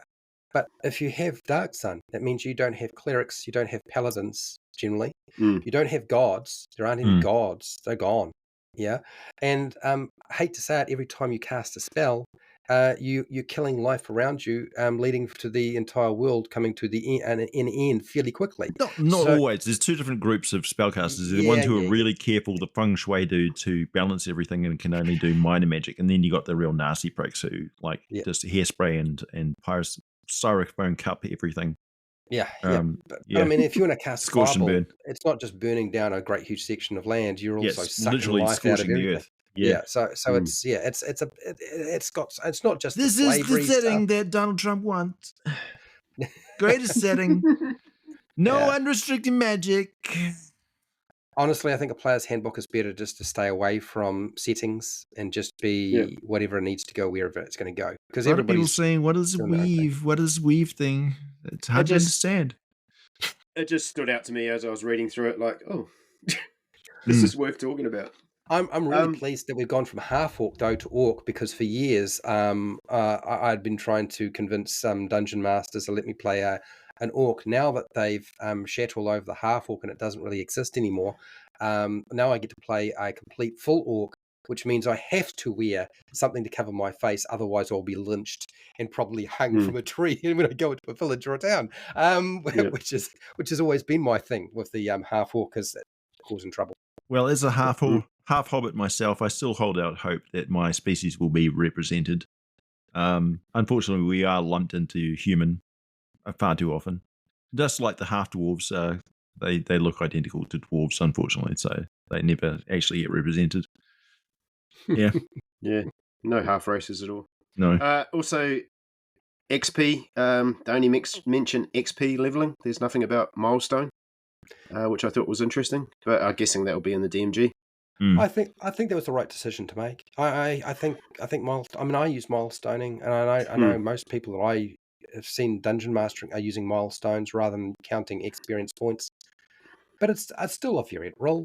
You know, it can be in the dungeon master guide. It doesn't have to be in the player's guide. I don't think it needs. It's very hard to separate ourselves from the culture of Dungeons and Dragons and the lingo that we all know, and look at the player's handbook objectively as the first document of exposure to the hobby that you would ever have, because we don't live in a world where one exists but in a void separate from the other. Like, nobody's going to land on a desert island and pick up a player's handbook and not have access to the internet.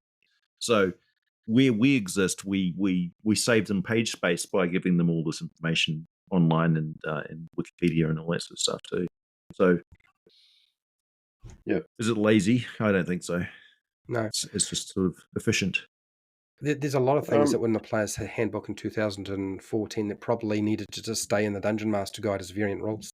Yeah, you know, they did. And some things which were variant rules in the Dungeon Master's Guide, which should have been core rules, like the mob combat rules, for instance, were just too handy to bury it in page 150. Obviously, this is book 1 of 3, so. Well, I'd be interested to see what because the design changes in the PHB have been very interesting. They've been a step in the right direction. If the DMG follows a really good design, the Dungeon Mastery Guide from Pathfinder 1 was probably the best layout for a Dungeon Master's Guide from any genre of role-playing game so we've ever seen. Yeah, I agree. I got that book just because you said it was so good. Yeah. And you're right, it is. Could it be done better? Yeah, definitely. And best D&D supplement for reading, cover to cover, was the Underdark book from 3.5 edition. One of the interesting things I thought is they decided to change the layout in terms of, quite often you would get a breakdown of the ability scores and modifiers, so basically ability scores. Generally, not a huge amount of information, but enough that you know what, intelligence is, wisdom, dexterity, strength, stuff like that. Like one sentence that says, dexterity is based on your nerve conductivity speed. The faster your nerves conduct, the more control you have over your muscle spasms second by second. Therefore, higher dexterity means more graceful. Really? Does it say that? No, but it should. Yeah.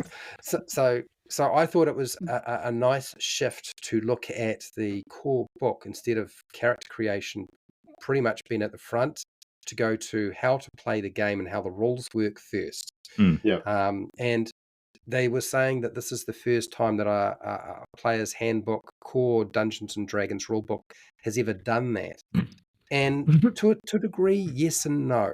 Because Beckme is rolling over in its grave. Yeah.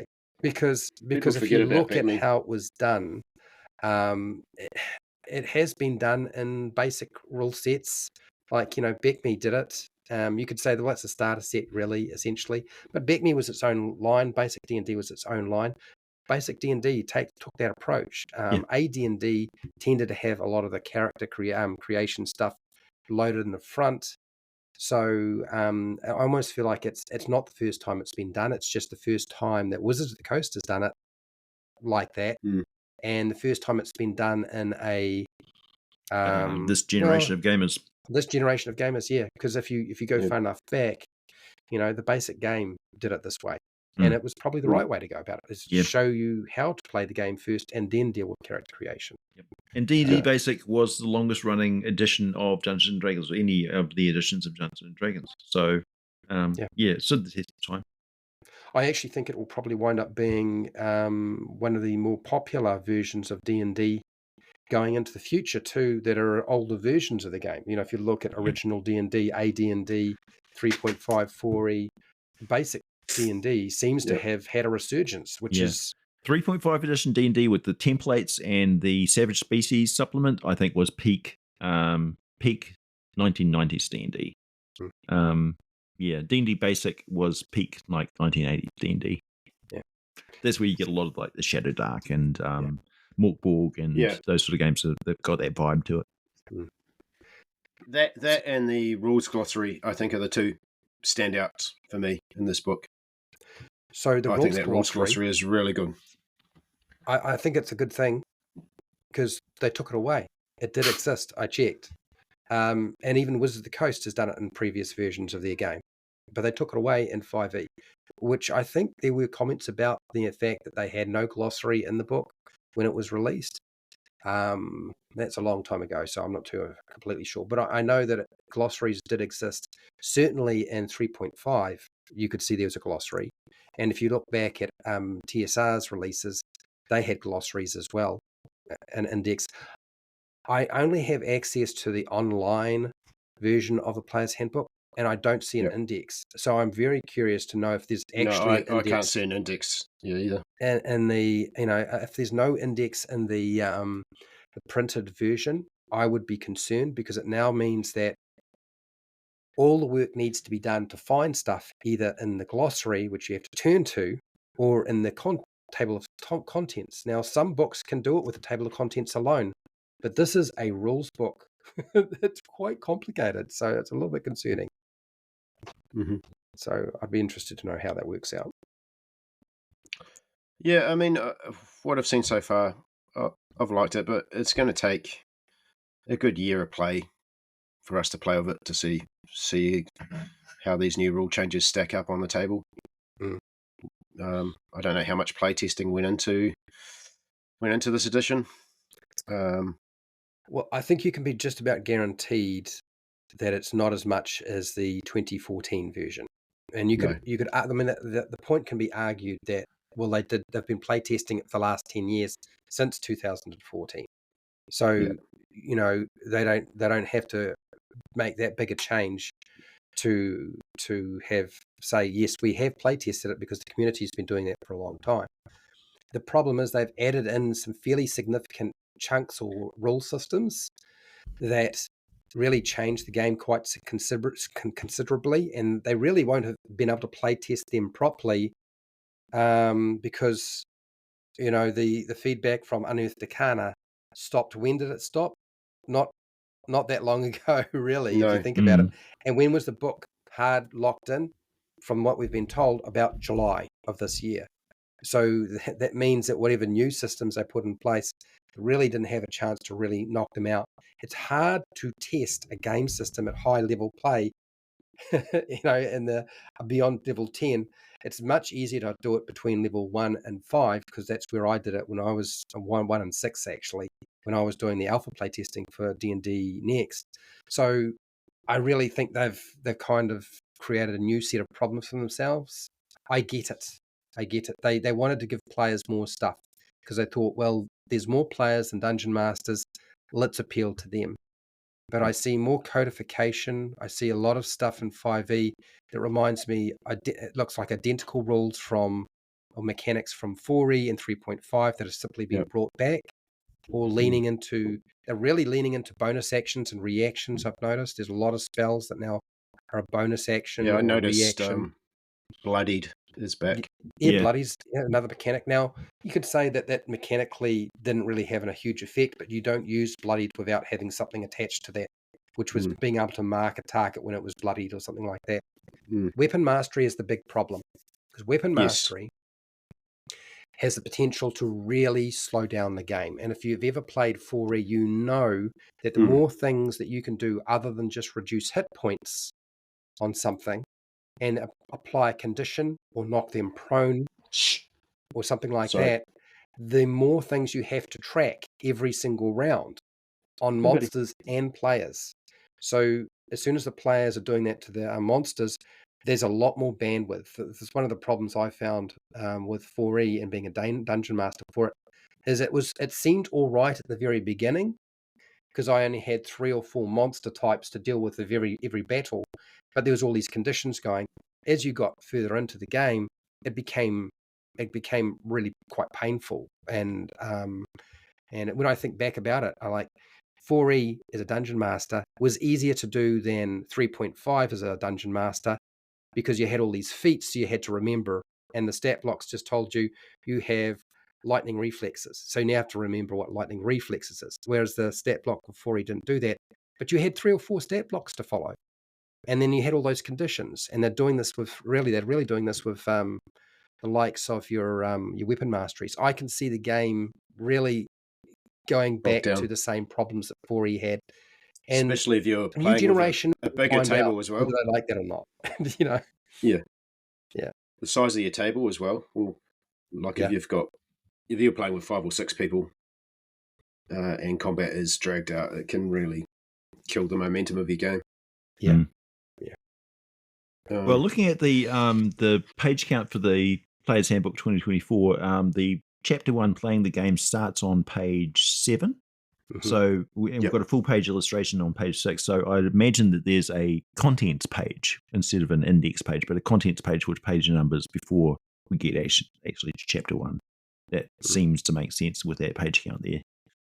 It's just a guess, though. I haven't seen it. It does have examples of play, which is quite cool for new people. Yeah, and they are showcasing Curse of Strahd as the example to play on this one.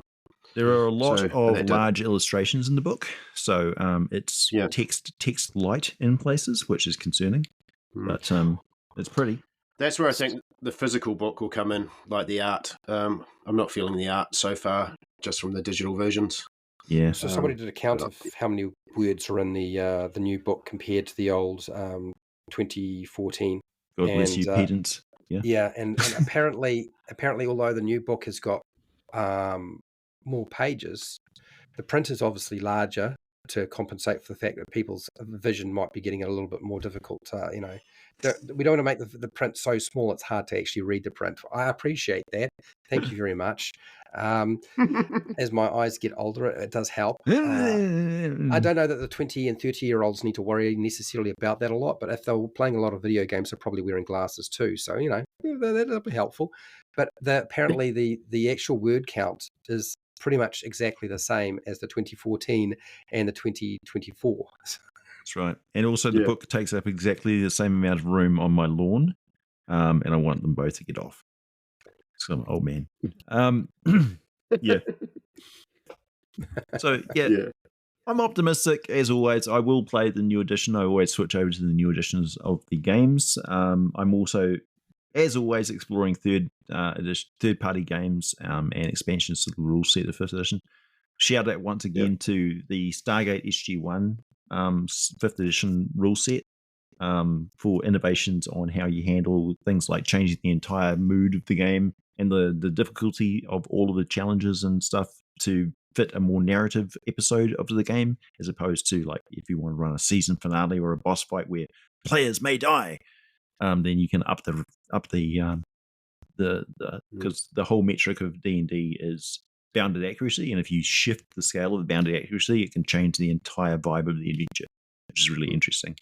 And something which was daring innovation, which I don't think Wizards of the Coast was ready to embrace, but I thought they would with 5th edition, but they haven't really embraced that TV aspect of it, which I think the modern players are more in tune with. And as I've been working on Super Atomic, as I mentioned, and it's very, very narrative. So I'm sort of keenly aware of the fact that 5th edition is lacking that. As you say, it's going to get bogged down with rules, and the weapon mastery was a bad idea. It's just a bad idea. Yeah, it's something that a portion of the community, and it would tend to be the optimizers and power gamers who are more simulation focused, combat focused, who are playing martials, were feeling very jealous of the spellcasters who got to have all this complex spellcasting, and all they got to do was swing a sword or an axe, and that was it. And they're like, well, we want more. And they're like, well, there was the Battle Master, but the problem is it's only one thing. In optimizers and power gamers, they like to play with toys more than that. You have to give them a bit more. Also, they took away all of the restrictive stuff about spellcasters making stuff. Like, they took away all of the concrete rules for what you do in a downtime. Now they have downtime activities in 5th edition 2024. So I'm interested to see what they do with that. But crafting items and stuff like that, they like all the items that have charges just automatically recharging instead of having to go to a wizard and pay them to recharge an item, for instance. I think that was a huge mistake, because it gets like, where's the entire ecology of, like, where's the economy of wizards earning crust, recharging magic items and identifying stuff and controlling dangerous objects? And also the experience cost of making artifacts and stuff. So wizards would lose experience and have to go adventuring because they would get dumb, because they put their life force literally into a magic item to make it work. I haven't looked at the crafting system yet. Have you looked at that yet? Yes, I have. So the guarantee you it's nothing as good as like old edition D&D. So it's not as punitive, it's not as restrictive as older versions of D&D. But if you pay very close attention, it's a rewording. The crafting system is a rewording of what is actually in Xanathar's Guide to a certain degree, and the Dungeon Master Guide. Instead of putting it in the Dungeon Master Guide, they put it into the Player's Handbook, which I think was a mistake. I think they probably should have just said, you can do crafting, talk to your Dungeon Master about how to do this, and then the Dungeon Master goes to the Dungeon Master Guide to deal with that. Instead, they've tried to make that sort of, seem like the default thing that, and the crafting rules do not say you can go and make magic items in the Player's Handbook. They say you can go and make armor and shields and a weapon. You can make, I think it's something simple like a simple poison and a healing potion. And it doesn't see the different types of healing potions, as far as I remember. I think it's just the most basic rudimentary potion. They're not really looking to throw too much. I mean, I could be wrong about that, but so they've just moved the rules around a little bit so that those people who were really wanting to make stuff can make something. Yeah. Oh, you can make a +5 Vorpal sword. You just have to hand me 25% of your character sheet, and you hand them a pair of scissors. Anything that's on those bits of paper is lost. I'm sorry, permanently. To the art, can I just say that I'm glad to see that they have realized that the Dungeons and Dragons cartoon series is remembered by so many people. And not just my generation, but generations after my generation, even the younger, they often know about the D&D cartoon because it gets played so much, it's everywhere. And they've put characters in the artwork in there. And I know a few people were saying, oh, it's member berries and so forth. But seriously, if Wizards of the Coast was smart, they would have made an adventure that was a starter box that included art from the D&D cartoon and had an adventure for those characters to run through. Don't forget that those characters were also in the D&D movie in the arena. They were off screen a little bit. Yeah. So they're very canon. Yeah. I think Dungeon Master looks like a pedophile, but that's something else. Well, he probably is. Some strange mutant. Yeah. Well, he's Venger's dad, so what do you know? Yeah. Don't drink the water in D&D world. That close to the abyss. He was not an understanding dad too. Gargoyles flying around, shitting in the water supply. Does this smell like chloroform? Yeah. God. But I like that art. I think that's good having that kind of artwork in it. I think that was. There's Hank's magical longbow with the magical arrows is represented in the Dungeon Masters. Yeah, I saw that. Yeah. So that's interesting. It's also a slap in the face to the fact that they not supporting, I think it's Brazilian language or Portuguese language or something, and that cartoon is really popular over there, and they even had a car commercial with a really good live action version of those characters. I remember that. How's our time going? Got an hour and 15 minutes. I mean, we've only had this book for 4 days, so we're still I've only got up to chapter 3 or 4. I'm up to class creation and sort of mulling through that. So, okay. So I just chucked up on the socials. Anyone's thoughts on the new PHB so far? Well, yeah, I do So have thoughts, but let's hear what other people have had to say. Because I did a poll myself, and it looks to me like either people are very undecided about what they're getting, or they're not happy. They're the portion of people who seem to be happy. It's a home run, or it's a hit, or it's an improvement. It seems to be very small, like less than 20% of my audience. But I mean, my audience is very specific now. It's a bit different. Yeah. I got a very vocal group that is in favour of talking about all the flaws of New Edition. And they seem to talk about it at length. I'm just like, if you're not interested in it, why are you not talking about other editions? Yeah, other pessimistic games? People. Yeah. So I'll insert the letters theme here so AJ can rock out. Bring the letters, hear the call. Wizards read them one and all. Questions from the listeners, voices loud and clear. You can have your opinions read out here. Right, I'll just go through these quickly. Most of it seems positive. Tim Nerds, it's looking good, but I'm waiting to see the changes to the DMG and Monster Manual to see how well balanced it is. I don't like the new layout of the monsters with the way the stat blocks are. They had that in PHB for all the summonable animals, and I don't like the format. I just don't. It just jars. And they didn't need to change it. I thought it was fine the way it was. Yeah.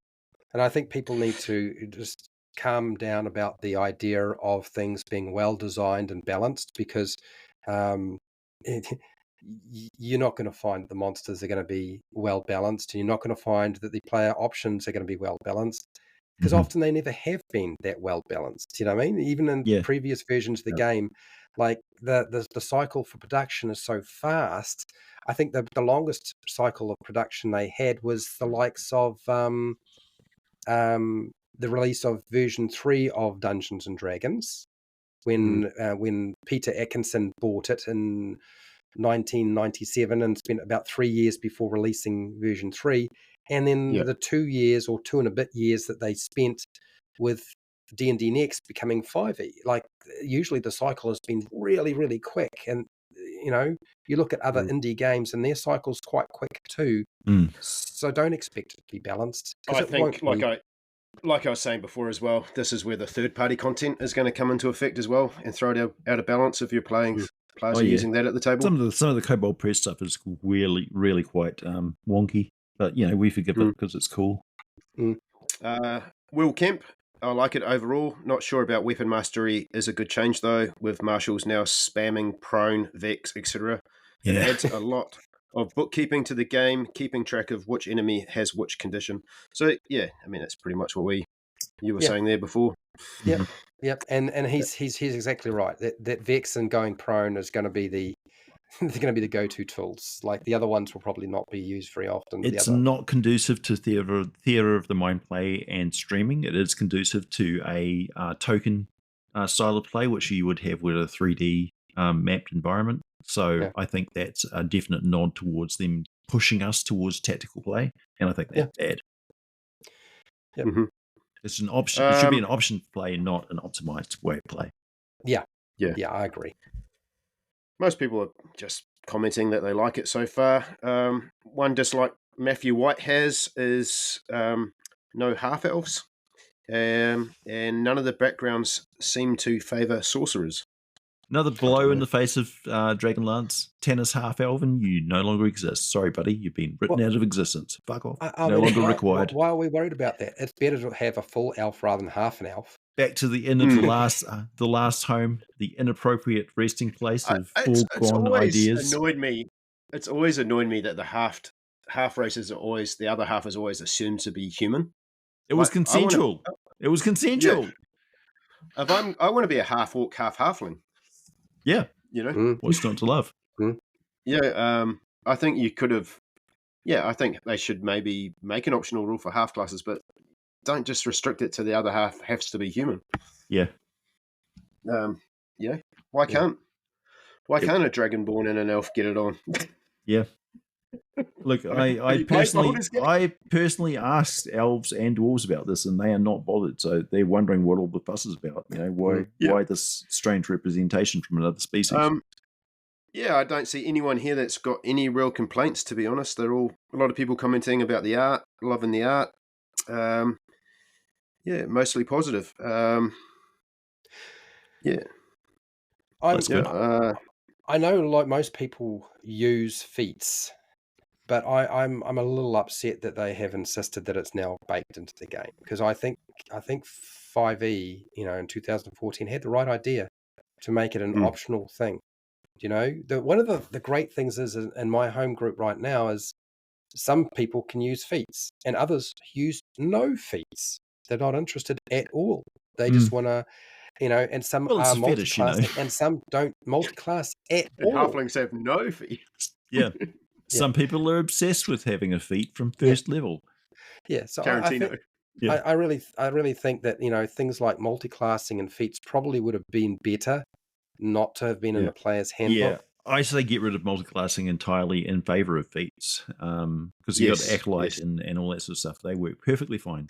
And while we're at it, racial or species or background feats that develop as the character develops, so that you've got the option of being more Minotaur or starting off less Minotaur or starting off as like a juvenile mind flayer that develops their mental powers and stuff. Because that would be to the detriment of other things. You take a species feat when you could have taken another feat that favors your character class, but you instead favor your background and your ties to your origin. I think that's one of the things about 3.5 edition I really liked. Is it feels like there's no dead levels in this game, in this version. Yeah. Like every level is like you get something. Yeah. You don't have to waste levels waiting for the cool thing. Like you don't have to spend prerequisites like so often. There never really was, though, because if you're a spellcaster, you always got something new. 3.5 edition was there was a lot of dead levels where you're just like, I have to take that selection so I can get the cool thing later with this prestige class or whatever if I want to fit the mold. Yeah, you're like on a skill tree type. Yeah. One of the things I wish they had done with feats, though, is one, put them in the Dungeon Master Guide, but two, instead of insisting that they be, because there's that battle between, do I take a boost to my ability score of 2 or do I take a feat? And they've done it by basically making a stronger feat in 2024, right? So you get a 1 point increase to your ability score and you get a mechanical thing, which means that taking the boost of 2 to an ability score is clearly not the best choice. Clearly not the best choice. It's to take all the other feats. So I think what they should have done is they should have just left the ability score and improvements where they were, taken the feats out of that section, and taken all the feats and said you can, at certain levels in your character advancement, put these feats in to the archetype increase. So, at level 3, you get an archetype. We can take out that archetype that you've got for that character class, whatever, or subclass, should I say, and replace it with this feat. That would be smarter. And they haven't done it. We're already planning like 2035 where we've got another edition of the game that's just come out and everything is modular now. So you can say, okay, character class has got this many feats, it's got this many ability scores, it's got this many things. And so we could change it all over so that you could swap out everything and say, you don't have to declare your character's character class. You just got this range of different abilities that they all have. Because remember, 4th edition was kind of like cookie cutter. Like you've all got so many utility powers. You've all got so many powers that you can use per round, per short rest and stuff. So balance the game entirely, fix the skill progression and stuff, and make everything modular, including your racial background or your species background and your character class. So you can literally play a jackable, like a true bard rogue character that is a little bit of master of everything, but master of none. Yeah, and I know I think for me, I'm going to let people, because this game was designed not for me or my group. And they've made that quite clear. I understand that. It's not made for me and all You my got to group. adapt to survive. So they keep talking about just playing 2014 rather than going to 2024. They're just not interested. So I'll like I said, I'm going to run the new starter set, and that'll be where I'm at. So I'm telling you now that 2014 D&D will go the same way as 3rd edition. People will just automatically play for 3.5. So people will automatically update to the 2025 version, 2024. You mean version 6? Version 6. It's versions. Look, if you look at the changes in terms of the game, and I have rather a lot, there are more changes taking place going from version 3 to 3.5, and certainly in many respects there's probably even more changes taking place when they went from version 3 to version 4 and version 4 to version 5. So it's a new edition. I will be playing the game that AJ has suggested that's coming out in 2035, and I'll be playing Dungeons and Dragons 7 version 7 or 7.5 or whatever it is. And I'll be doing that very shortly. We went 5th edition, I want to then go we in went time then we find went that game and bring it back. 524, and then we went 7th edition. Yeah. I'm sorry, what? Where did 6th edition? Well, it doesn't exist. Yeah. It was denied. All right, we only got a couple of minutes left, so we'll wrap it up there. Any final thoughts on it quickly? Fred? Yeah, no. I think it's built for the current player base. I don't think it's going to grow the hobby very much because it's too much like 4E, it's too much like 3.5, too much like Pathfinder. I think it is going to scare a lot of people away because it's just so much to deal with. I think the current player base that really like the idea are going to have a good time with their 2-hour combats or 3-hour combats. They're welcome to them. I'll be playing, as I said, version 7 of Dungeons and Dragons very shortly, or Shadow Dark, something like that. I think AJ? it's not too cold, it's not too hot, it's just right. But it turns out the entire house was built to trap little girls by Pinkerton pedo bears at the Coast. It's just, yeah. How the fuck am I meant to follow that? I'll be the shrew and play it. I'll buy it and play it. Yeah, and we'll see what we get. Yeah, I'll probably end up running you fucking idiots. Yeah. No. I'll run it too. I'll sanitize it for your safety. Don't you worry. I'll check it for viruses. I'll check under the hood. Don't worry, Nacho. I'll make version 7 of D&D available on my Patreon, and you can play it when you get upset. This Dungeons and Dragons edition has been brought to you by the Forces of Chaos and Slaanesh. Yeah. All right, we'll wrap it up there, eh? So thanks everyone. Like and subscribe. Cheers, Fred, for joining us. And we'll be back. Good to have AJ back, I think. Nice to be back. And it's good night from me. It's good night from him. Fred doesn't know how this works. He's never seen I'm just going to say thanks, guys. It was something. We should do it again, I guess. Yeah. This is my first 3-way, and it went all right. All right.